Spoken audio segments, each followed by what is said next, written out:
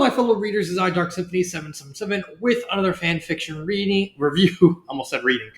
As always, link to story will be in the description below. Please like the video, subscribe to the channel, click on that bell for notifications, leave a comment in the comment section below on your thoughts on the story. If I listen to my opinion is not indicative of the world, so please respect that. So, the story I am doing today is the Hifu Detective Agency series, part of it, by That Which Isn't. Kind of. Let me explain. So, this is actually a sort of fan fiction sort of deal that was released from between 2015 and 2020 in Japan by a man, you can see right there, by a person named Asakihara Shinobu. However, all these books were in Japanese. I don't know how long the series goes. I'll talk about that at the end. But this person, this author, That Which Isn't, decided to take all these stories and translate them from Japanese to English so more people can read it. So normally when I review a story and I upload it, I always send a link to the author. I am technically going to send it to That Which Isn't because this author is the translator, and there's really no way to actually be able to get in contact with Asakihara Shinobu. So there's that.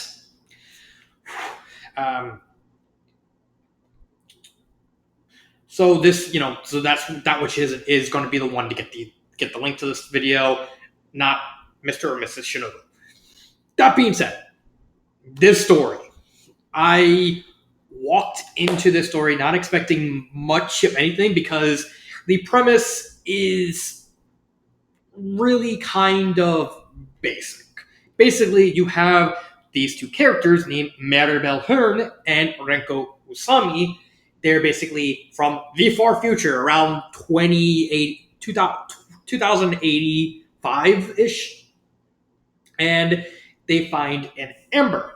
And the amber basically drags them back to the beginning of the Windows era of the Touhou project, i.e. Touhou 6, embodiment of Scarlet Devil. And they basically have to solve little mysteries. Well, not really. It's mainly just Renko doing Renko things. Fair enough. But the stories kind of fall under a very samey plot, but just playing out different, just having different settings and descriptions. But more or less the plots kind of fall into the same category of they get wrapped up in an incident that is canon. Renko, being Renko, decides to be very curious and try and dig through everything that's going on. And then Renko comes up with a theory, quotation marks, that's going to be important. Confronts the person who she thinks is involved, who's the key to everything, reveals her theory. The theory may or might not be true, with one exception. And then Renko's curiosity is resolved, and they just go home. When you make it sound like that, it sounds kind of silly. But for clarity's sake, this review will only be focusing on Scarlet Devil. However, this video as a whole will encompass the entire series. If we actually look right here, as of right now, they are on UFO, which is Touhou 12. And I'm guessing they're probably going to get to like 14.5. I don't know how long this series goes because it's over the course of 5 years. Who knows? Also, for clarity's sake, I have not read Subterranean Animism as of this point. So, for clarity's sake, I'm going to, if I read any of these future stories, they're going to kind of fall under this specific review because if I talk about one, I'm technically also blanket talking about all of them. But let's actually get into the review. So, what's the plot? Well, the plot of Scarlet Devil specifically focuses in 2085 on Maribel Hearn and Renko Usami. So, for clarity's sake, who are these two characters? This is really the only thing I should bring up relating to needing to know certain things. You really just, in order to understand everything about all these stories, you need to know who these two characters are. So, Renko Usami and Mirabel Hearn are two characters that are actually from sound. I don't know how to describe it. So, they're from a series of stories told in these soundtracks that Zun actually releases over the course of several years in Touhou based soundtracks. So basically, you get a soundtrack, and inside that soundtrack, you get at least like one or two little stories that kind of revolve around these two characters. The reason why they're in the future is unknown. The main theory about these two is, if you know the Touhou lore, Mirabel Hearn, and this is a theory, this is no way confirmed. Mirabel, who has the power to see gaps and boundaries, somehow transports herself back in time and assumes the identity of Yukari Yakumo. Who is Yukari Yakumo? Yukari Yakumo is basically one of the people who created Gensokyo. She's basically one of the creators. We know four of the unknown number of creators. We know there's Yukari Yakumo. There's the Dragon God, who they called down to build the land. Later we had Okinamatara, and then I can't remember the name of the story. The Hermit story, we had Kasen Ibaraki. Those are so far the three. I'm guessing there's at least one more sage and the Dragon God, but the fourth, then another sage hasn't revealed himself yet. But for context, the main theory is Mirabel Hearn somehow goes back in time and becomes Yukari, and thus sets everything, creates Gensokyo, and creates the events of the Touhou franchise. The soundtracks are theorized to, in essence, be an origin story for Yukari.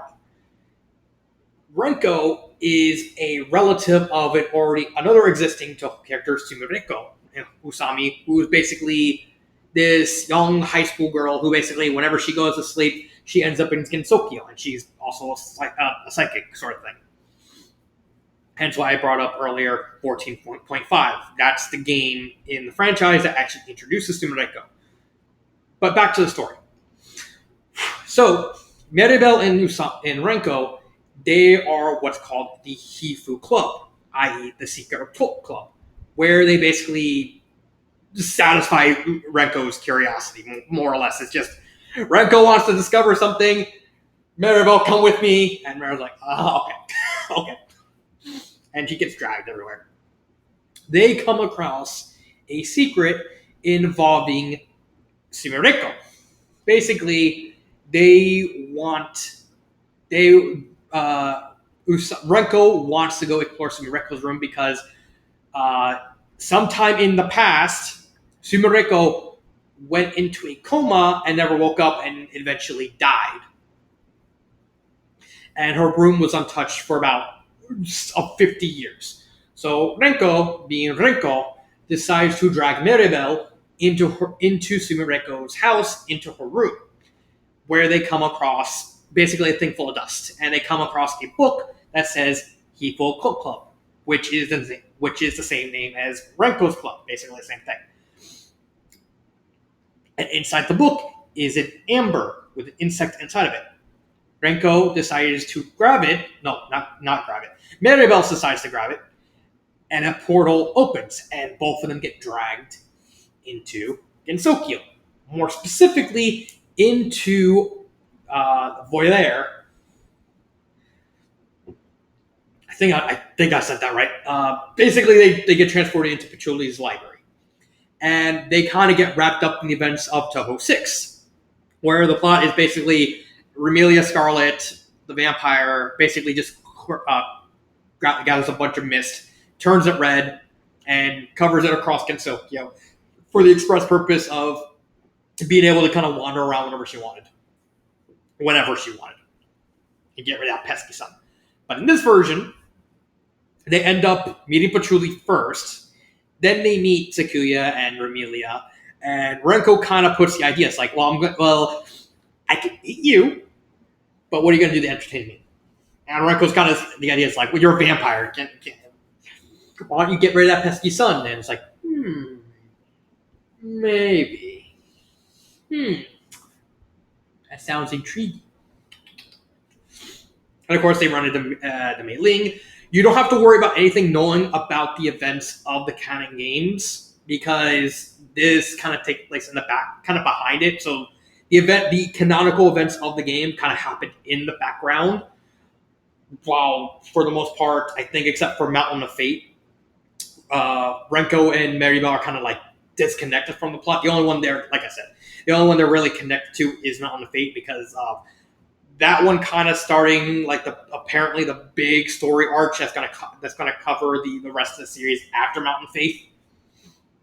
But this review is specifically talking about Scarlet Devil. So Renko, being Renko, realizes there's something more to this because they ran into everyone. They even met Flandre inside, but they notice that time kind of displaces differently. And so what happens is Renko decides to ask a bunch of questions to all the members of the SDM crew and confronts the true mastermind, Patchouli Knowledge. Da-dun. No, I'm kidding. She's not really behind it. And Renko kind of delivers like a theory, a possibility of what actually happened behind the scenes. She gives it, Patchouli counters it. Renko has to hesitantly fall back on. I'll talk about that when I talk about Renko as a character. And eventually, they end up in the city village, kind of working for Kamiya Sharia. I cannot pronounce that last name of Kynes. Basically, the girl who's the Were Hakutaku, and she eats the history. Yes, they end up working for her, and they kind of end up meeting Hideo no Ikyu, they're kind of the two main supporting characters. Renko and Maribel are the two main characters. These are the two supporting characters. They come across Marissa and Rimu. They don't really make Cerno until Phasmagoria. They kind of just run into her there. So ignore that. So ignore Baka Fairy. But that's more or less the story. The reason I didn't want to touch upon this because I'm going to touch upon it when I talk about Renko, but that's beside the point. And every story after this kind of follows the same formula. They end up following Renko's extremely curious mind. They get wrapped up in the incident. Renko thinks there's more to everything, and just rinse and repeat. It's just done in different ways, different formulas, different methods, but at its core, it's the same process. What about the characters? Well, there's two main characters.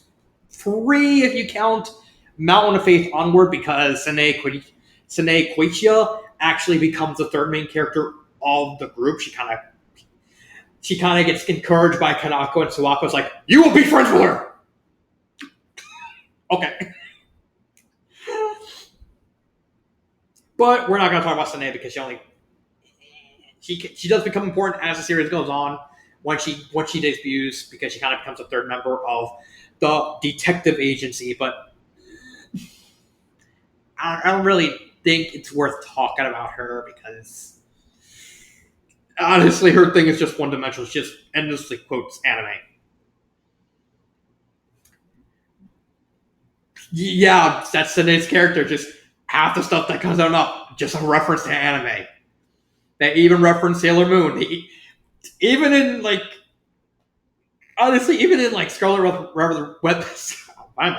Scarlet Weather Rhapsody, they end up randomly quoting Symphony of Night, where between Sene and Romelia, and even Sene is like, you're drinking that cup of blood. It'd be more effective if you just toss it and let it shatter. And Romelia's like, Nasaki, you'll be mad. Oh my god. I can't believe I actually caught that. As butchered as I was to try and make it fit, I'm happy I caught that reference. But the two main characters are Mirabel and Renko. Mirabel is the more three-dimensional character. The story follows the events in Mirabel's point of view. This is a first-person past point of view story because it's trying to emulate a lot from the Sherlock Holmes series. So basically, if you ever read Sherlock Holmes, the stories are always presented from Watson's point of view and sometimes Watson's past point of view.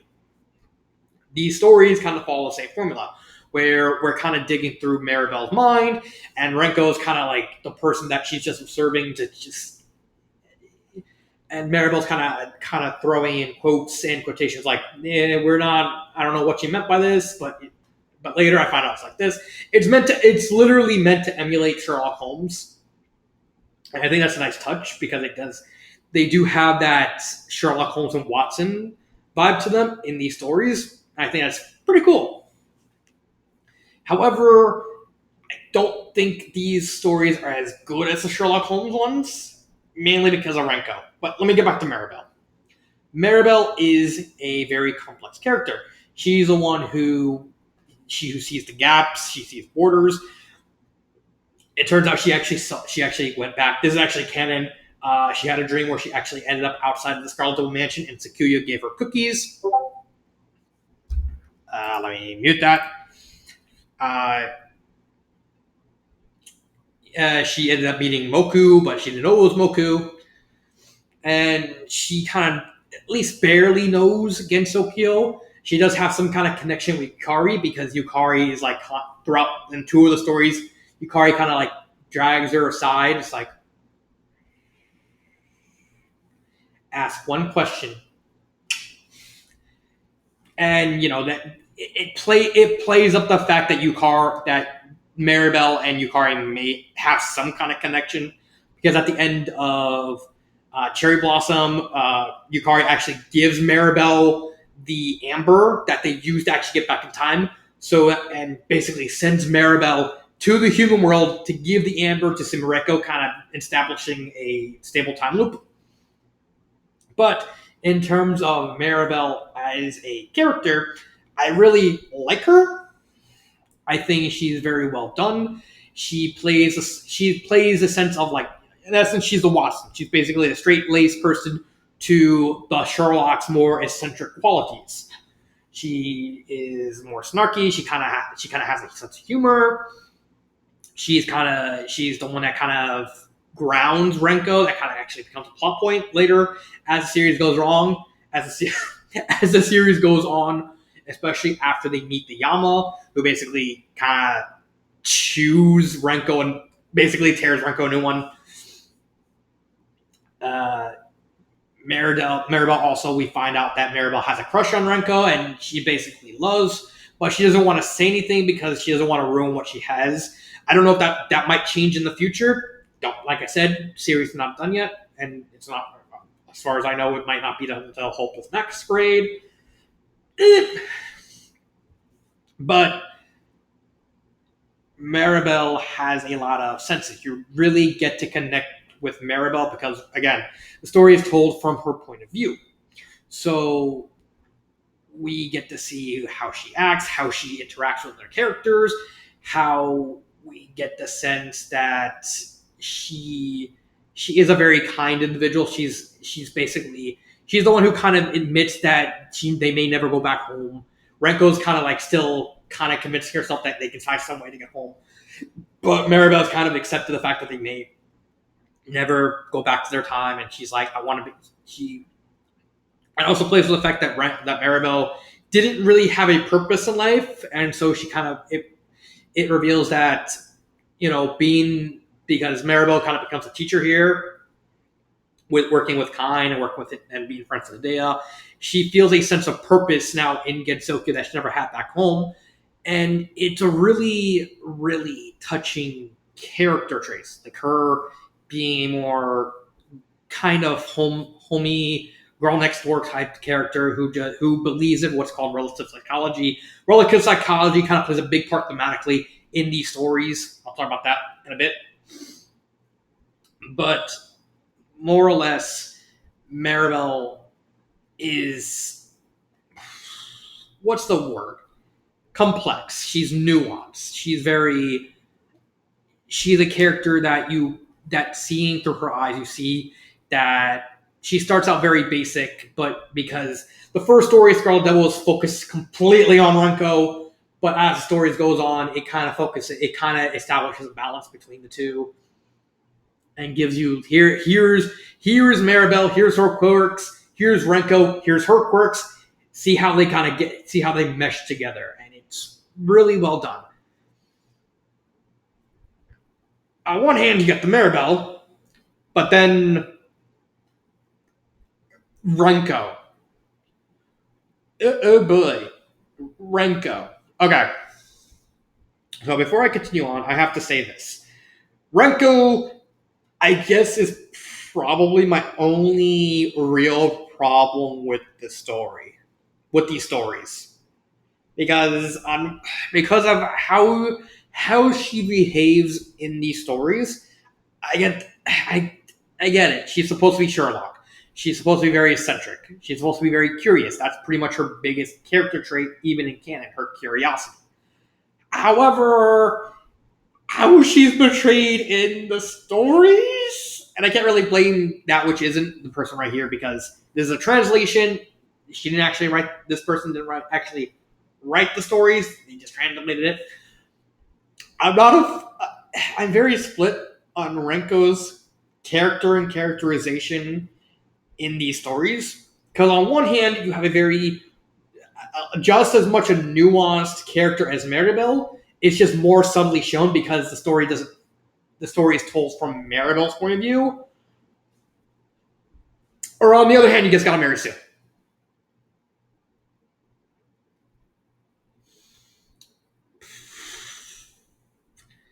However, I am willing to at least explain why I personally think she's more of the newest character. And that has a lot to do with the themes of the story. So, a big theme of these stories, is actually said by Patchouli. The story is more important than the facts. How does that relate to Renko's character? Well, that's because who Renko is in canon. Renko is a very curious girl. She basically wants to solve the mysteries of the world, the things that nobody can see, but only she can find out. And she uses Maribel, basically kind of cajoles her into helping her out to find the truth and reveal it to the world. So there's even a part in the soundtracks where her and Maribel basically write Maribel's memories of her traveling to Gensokyo in books to try and get the word out. But then no one believes her. But it's like, but you believe me.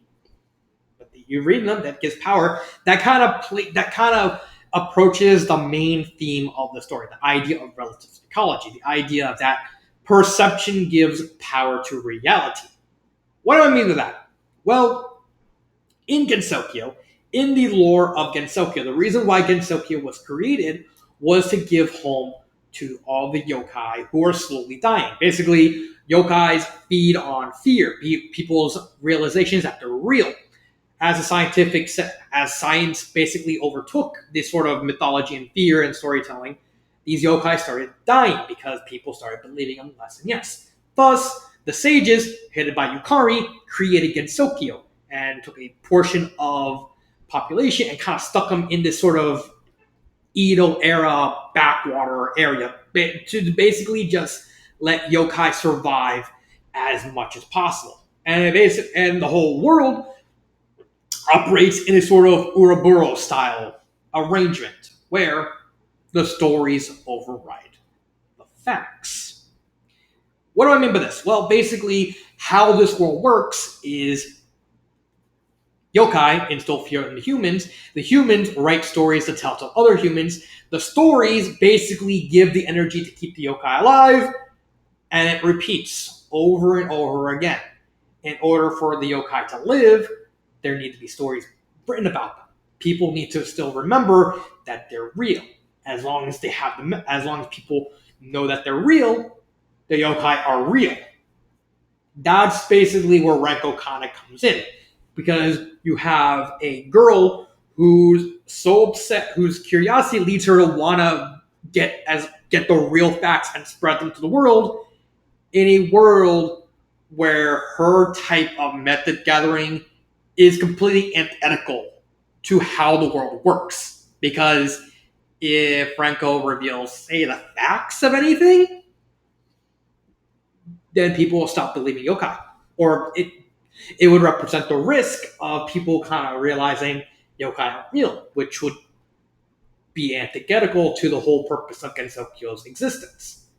So that kind of makes Renko a very nuanced character, because Renko wants to reveal the facts to the whole, basically to the whole world, but she can't, because every time when she tries to, something happens to her. That's another thing. She never wins. Renko always loses in these stories. She's unable to reveal the facts to anyone, because by doing so, that would do more damage than what the story would allow. Take, for instance, the Scarlet Devil. In this story, Renko comes up with a theory and confronts Patchouli that Flandre and Romelia are not vampires. They are actually greater demons, and they basically want to destroy Gensokyo. Patchouli counters with a different theory, that the reason why they're doing all this is so Hideo no Akio can write in the Gensokyo Chronicles that Flandre was a vampire, thus giving everyone's perception of power to transform Flandre into a vampire. And literally basically tells Renko, well, if you tell the truth, if it is the truth, then you could run the risk of making Flan remember she's a demon, getting out of the mansion, and killing a bunch of people, including you. Do you want to take that risk? Which causes Renko to back off. Really, the only time that Renko kind of wins is Mountain of Faith, where basically instead of like straight up losing, she was just way off the mark. That's supposed to represent like a big turning point in Renko's character, in the fact that Renko's curiosity is basically starting to backfire. Basically, in the Phasmagoria story, when they confront the Yama, Shikieki basically turns the mirror.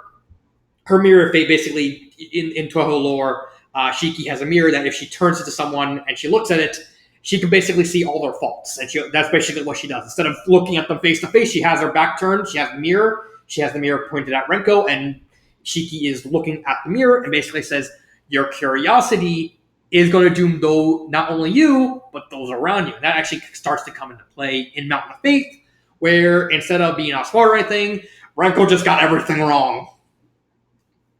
And basically kind of ate dirt. And not only that, but it also plays a big part in the fact that the people in the village are starting to not exactly like her, because with Rimu, it's like she's supposed to be impartial, but with Renko, who lives in the village, let's take a back say, Rimu lives outside the village by herself, and pretty much she only has like Suiko with her, who's an Oni.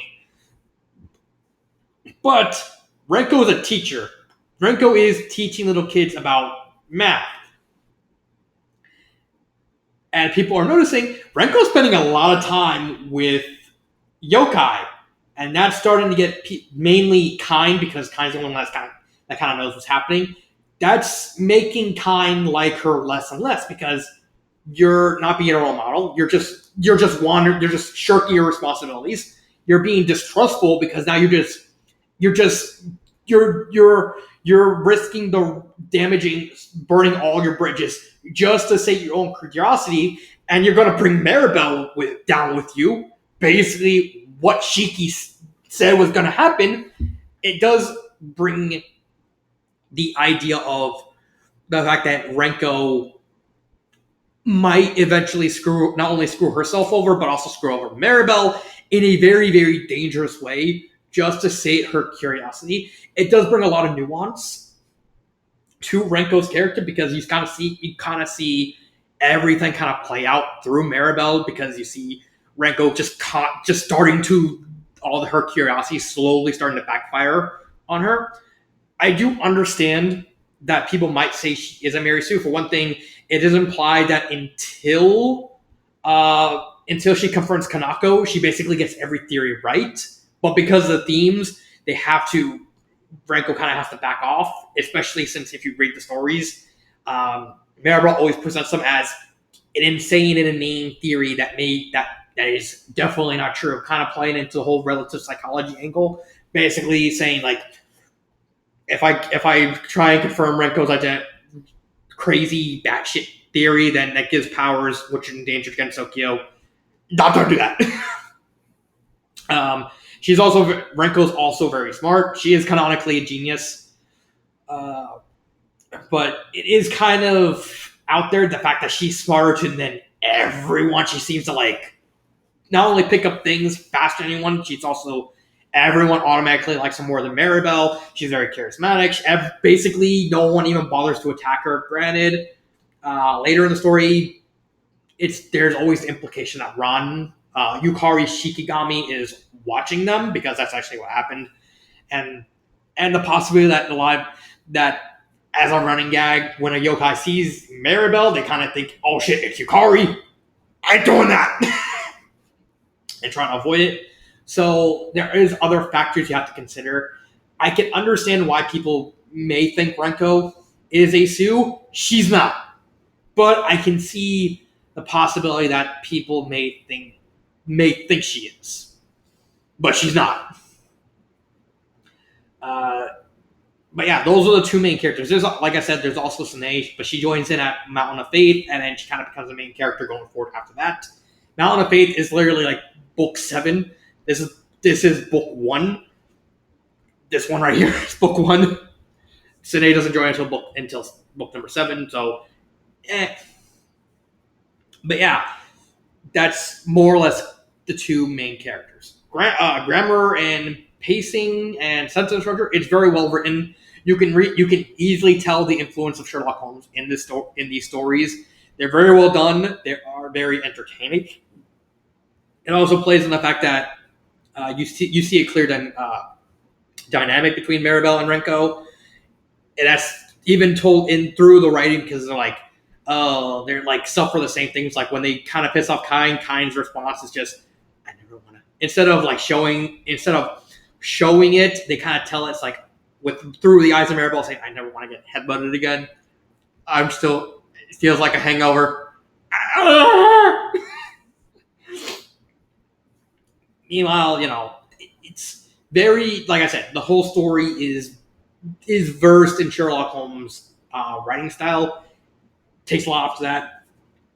I do think that I just realized until now that half my face is down dark because I'm in the living room instead of a bedroom. So just ignore that. But yeah, the writing style is very well done. The pacing is very well done. These stories, they're mainly like 60 to 80,000 words. They're long enough that it gives you a substantial bite, like a lot of content, but not too much that it doesn't drag. Because in terms of the actual plots of the canon games, there's barely any plot. You get the plot at the beginning, and there you go. And maybe you get some dialogue that kind of explores something.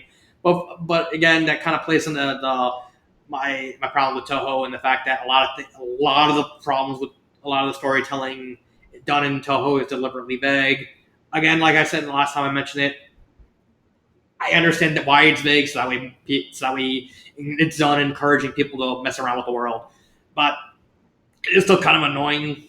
But in this one, I can understand because the main the canon events is not main focus; it's more of a thematic element. So I can easily let that slide.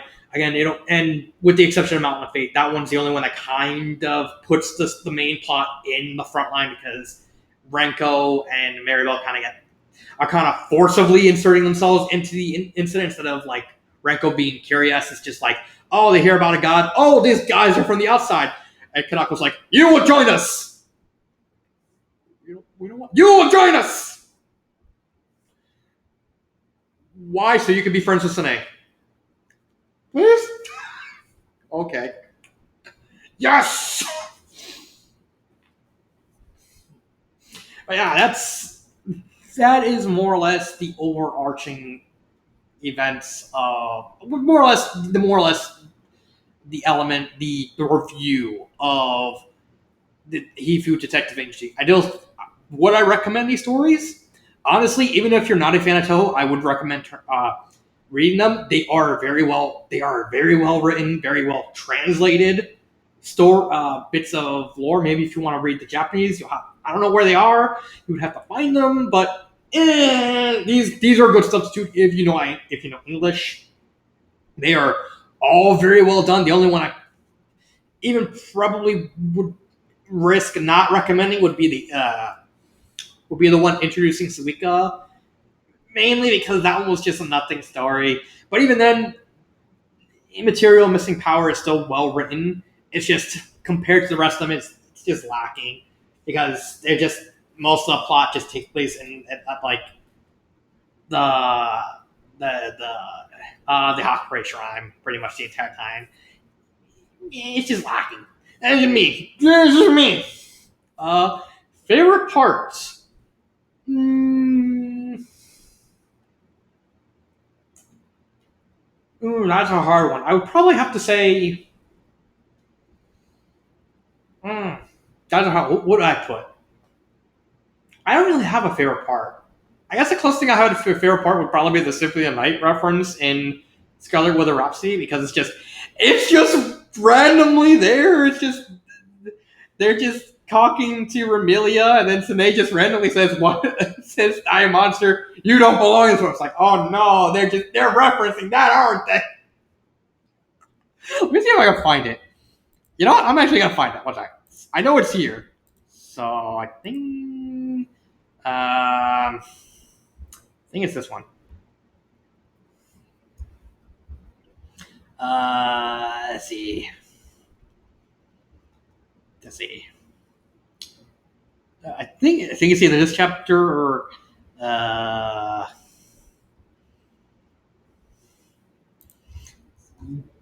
um no, it's when they. I'm trying to remember. I'm trying to remember. Come on. Come on. There we go.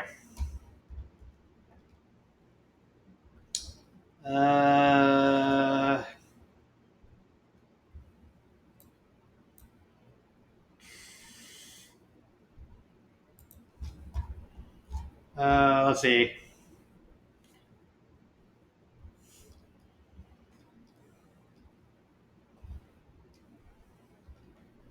Oh yeah, this. I think it's this part. Uh,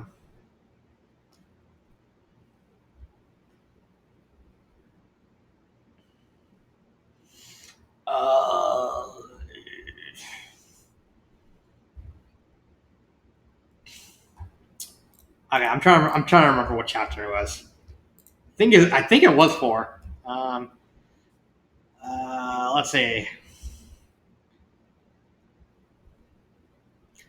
Uh,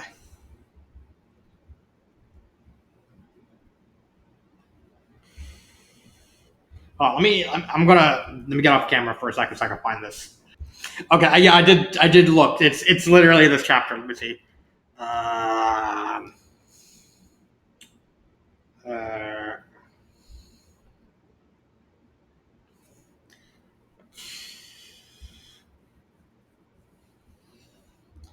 uh, let's see. Having the strongest character be the harmless looking lolly type. I don't think you both know. Let's see. Um, let's see.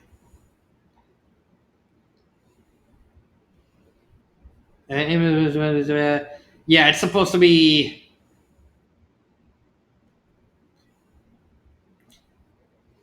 Uh, all right, let me take.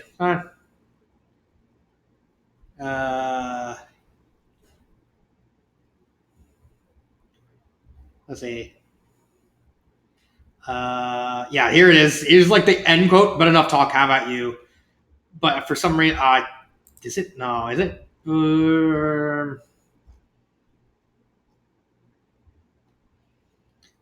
No, wait. I think I was. Uh, oh crap! I'm so confused. Oh, here it is. Here it is. I was one chapter ahead. Yeah. I see now. You're the culprit. See, die, monster. You don't belong in sport. See, right here. I can't believe I was a chapter ahead. Chapter late. Yeah, it's Die Monster and of course Foolish Human, and it's literally it's not a one for one reference, but you can if you know the reference, you can easily see it. Die, monster! You don't belong in this world. Lady Kanako, give me strength. What are you talking about? Die, lolly.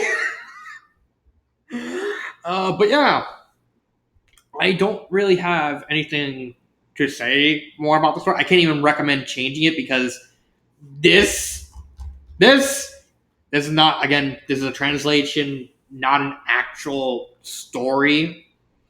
So I can't say anything more on that. I do think this story, what I think might happen in the future, it's probably going to go to Touhou 14.5 because the entire plot is basically them getting sent back in time because of Sumareko's little Amber. So more likely the story is going to end once the whole event with Sumareko is settled.